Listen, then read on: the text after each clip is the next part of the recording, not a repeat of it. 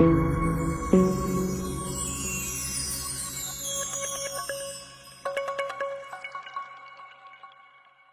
pape Léon XIV célèbre sa première messe. Les reines en blanc intriguent le public 10 jours après son élection à la tête de l'Église catholique. Le pape Léon XIV a célébré sa messe inaugurale ce dimanche 18 mai 2025, sur la place Saint-Pierre de Rome. L'événement, empreint de ferveur et de solennité, a rassemblé des milliers de fidèles venus du monde entier ainsi qu'un grand nombre de dignitaires et de personnalités royales. Parmi les invités de marque, 3 figures royales ont particulièrement retenu l'attention: la princesse Charlène de Monaco, la reine Laetitia d'Espagne et la reine Mathilde de Belgique.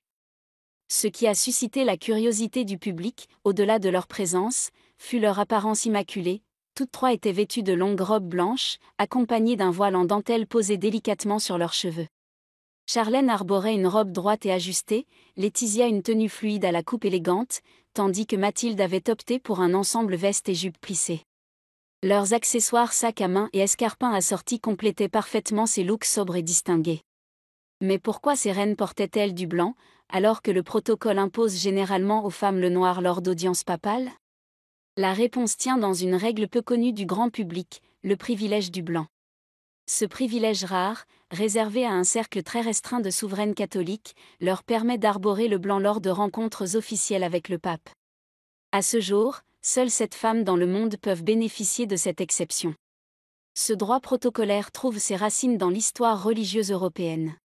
Il est traditionnellement accordé aux reines et princesses issues de monarchies étroitement liées à l'Église catholique, comme l'Espagne, la Belgique ou Monaco.